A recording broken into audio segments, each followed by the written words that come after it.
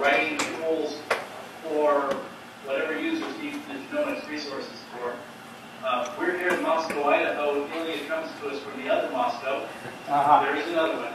Pennsylvania. And the work he's going to present is on a problem with supertree construction and phylogenetics. So, thank you. Yes. Where your notes are. Hi, hello, I'm Ilya, and today I'm going to talk about my recent project with Dr. Foster. This project is about how to verify, how to check our data set, if our data set allows to build a unique tree or not. And so let's start. One of the major topics of in evolutionary biology is to reconstruct real life. Since scope and scale of phylogenetic research continues to grow, and many comprehensive hypotheses have been introduced to how to build a tree from smaller trees or smaller input trees from different sets of data. It's an interesting question how to build a unique tree. How to combine input trees and build a unique super tree. One unique super tree.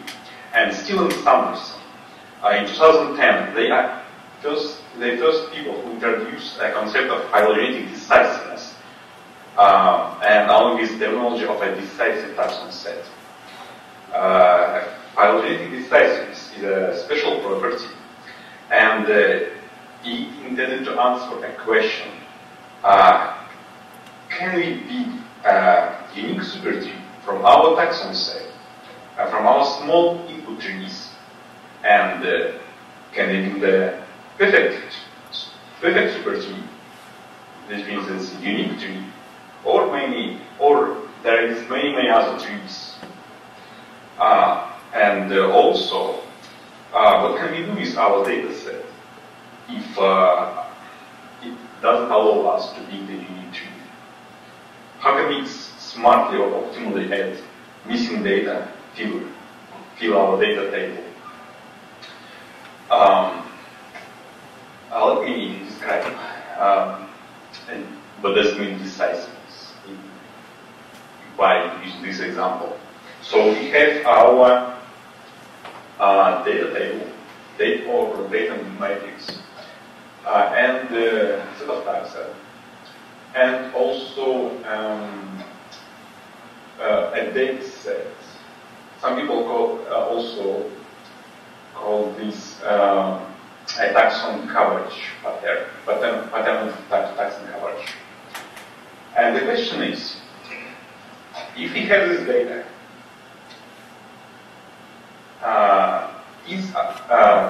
does our data allow us to build an original, a unique tree?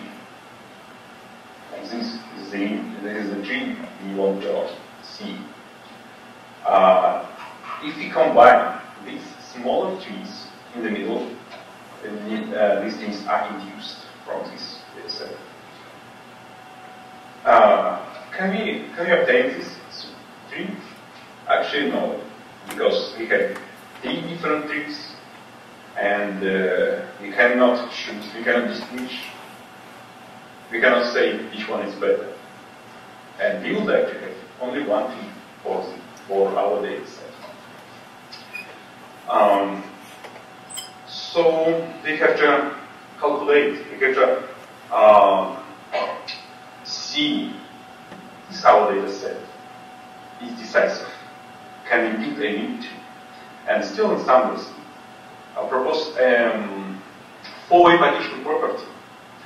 If our data set satisfies this property, four-way partition property, that means we can build a unique super tree from our input data set.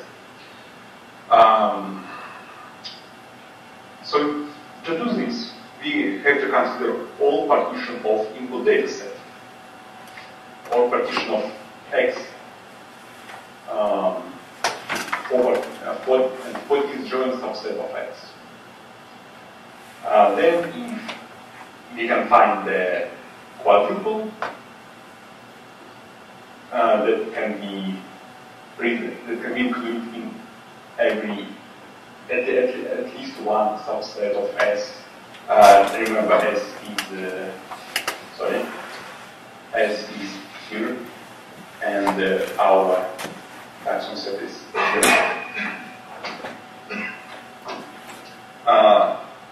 If you can find if our data set satisfies this property, four-way partition property, that means our data set is decisive and we can build an image. However, it's not efficient to check four-way partition property because for large data set with hundreds of taxa, the computation is very, very expensive, probably, and I think it has an exponential growth. However, recently, Dr. Fischer from Germany, in her recent work, Perfect Taxon Sampling and Phylogenetic and Decisive Taxon Coverage, showed that showed two algorithms that can compute decisiveness in polynomial time, so we can answer this question much more faster. But before, let's consider key properties. Because we cannot consider algorithms before understanding these two basic or main bricks. So the one property, bricks or keystone is cross-triple. Cross-triple is a triplet in our set of taxa. Such triplet that does not belong to any of subsets of the dataset. So this can be seen as a cross, as a bridge between two subsets from the dataset. And the same thing for cross-quadruple. It's also a bridge between two subsets from the dataset. By taking advantage of cross-quadruples and cross-triples, we can calculate decisiveness quickly. Here's an algorithm for a root tree case. Basically, what it does, the algorithm considers all subtriples from the given taxon set, and if it finds a cross-triple, it immediately stops. It means data set is not decisive. Otherwise, we can do the unity and our data set is decisive. But this is for only root tree case. The most effective thing for unrooted tree case, when we have to build an overlap graph from our subsets, our given taxon set. Once we construct this graph, we can green nodes are quadruples that belong to at least one subset of the set S. Red nodes are cross-quadruples. If you eliminate all cross-quadruples, that our given data set is decisive, and you can do the ADT.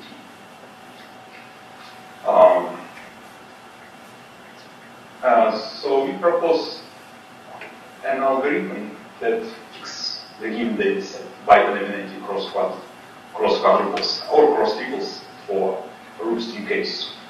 It still works not optimally, and we have to make some tweaks and maybe implement another twist.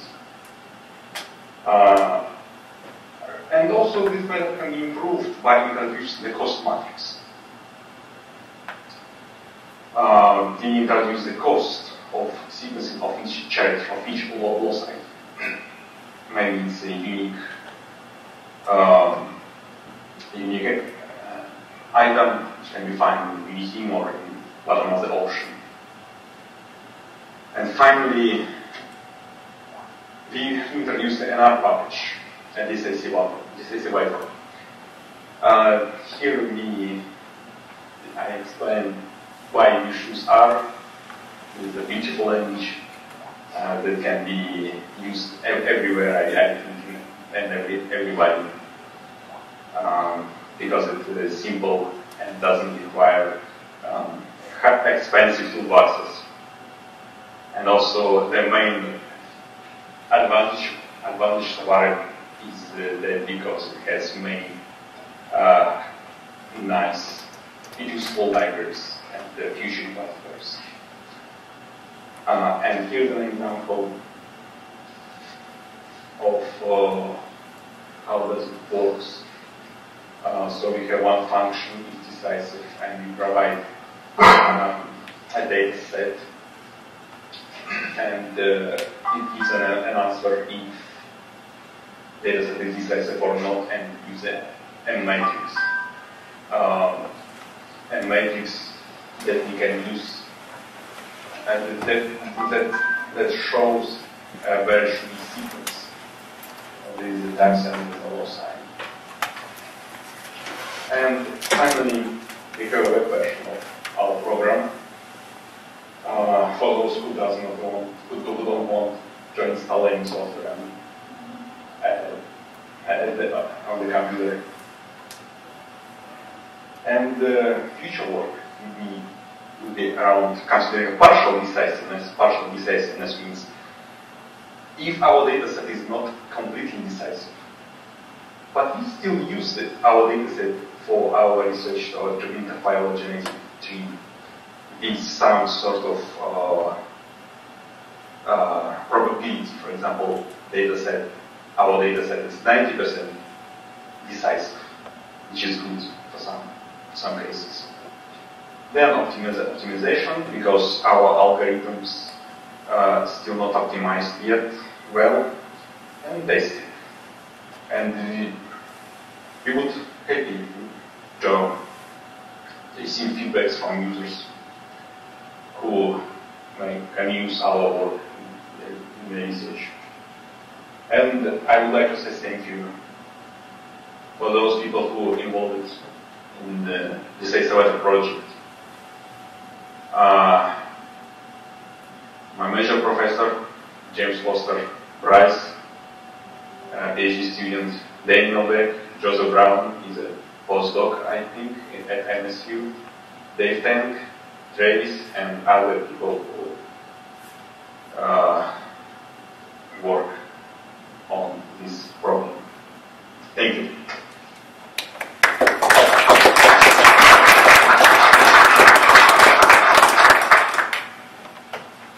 Other questions? Doesn't sound like it. Could you put up the address for the web version? Well, sure. Yeah. Thank you. Mm-hmm.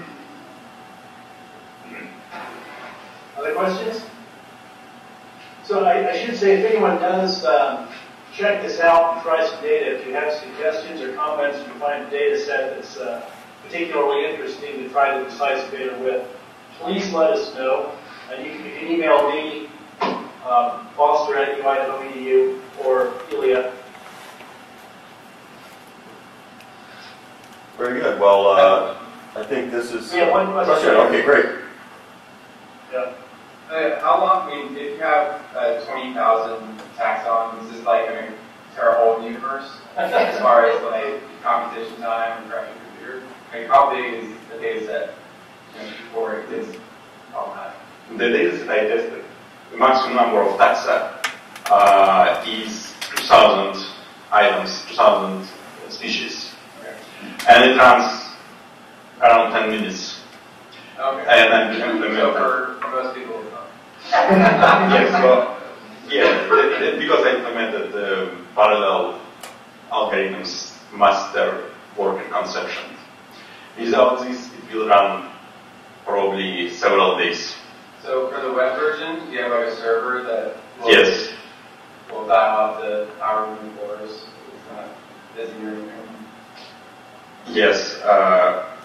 In this particular web version, this software runs on our Studio server, but we can also put this software into our iBest GRC server. Okay.